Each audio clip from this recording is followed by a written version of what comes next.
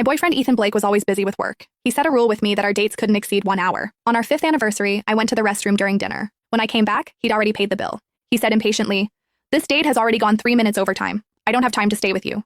I looked at the unopened cake sitting nearby. Calmly, I said, "Then I'll take a cab home myself. You don't need to give me a ride." But the next day, I saw a reminder on his phone. Cancel everything. Wait for Madison's call. So he did have time. He just didn't want to spend it on me. In that case, I wouldn't waste my life on him anymore. Ethan grunted in acknowledgement and turned to leave.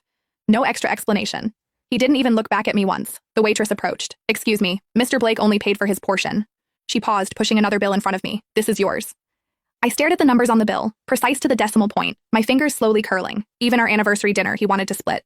I swiped my card calmly. Walking out of the mall, a torrential rain poured down. The icy rain hammered against me as I stood by the roadside, watching taxis with their occupied lights speed past. On my phone screen, the rideshare app's queue number didn't budge. I retreated back to the mall lobby and found a corner seat, sitting alone until it got dark. The rain gradually lessened, and I finally got a ride. Back at our apartment complex, even the short walk left me completely soaked. I opened the door in a sorry state. The living room lights were off, pitch black. Only a box of fresh lychees sat on the dining table. I found it strange. Ethan had never bought me fruit before and didn't know I liked lychees. The study door suddenly opened. Ethan said coldly, "Why did you call me earlier?" "That was my scheduled work time. I told you not to disturb me." I gripped my phone, the screen still showing the unanswered call from half an hour ago. The rain had been pouring then. I just wanted to ask if he could bring an umbrella and meet me at the complex entrance. Now, I only said, "It was nothing." "Don't do meaningless things like that again." He dropped that line. His gaze moved to the table. "Peel the lychees and put them in the fridge." I asked, "For whom?" A trace of impatience entered his voice. "A colleague." "Why are you asking so many questions?" "A colleague." "Who else besides Madison?" The study door closed again. The living room was dark once more. I picked up the box of lychees, peeled one, and put it in my own mouth. I didn't touch any more, left them as they were, and walked into the bathroom. When I came out after showering, Ethan was on the phone on the balcony. The door wasn't fully closed. His deliberately lowered voice drifted through the gap, carrying a gentleness and patience I'd never heard before. "The day after tomorrow morning, I have plans. Yeah, I can cancel them.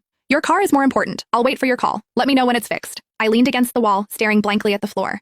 The day after tomorrow morning was our long-scheduled visit to a traveling exhibition by a painter I really loved. The painter had visited 3 times. I'd missed every single one. This time, I'd scheduled a month in advance to finally get time with Ethan. He said he hated unplanned events, but apparently, he only hated unplanned me. When Ethan finished his call and returned to the bedroom, he saw several of my clothes draped over the closet door. They weren't hung neatly. The corners crossed the dividing line he'd set. He frowned. "Put them away properly. This is messy." I hummed softly in acknowledgement. Then I pulled out all the black, white, and gray clothes that matched Ethan's aesthetic and threw them in the trash. Ethan watched my actions, his face showing no ripples of emotion.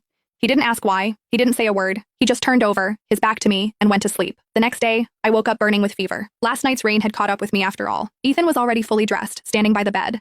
"It's 7:15. You didn't prepare breakfast according to plan and disrupted my morning."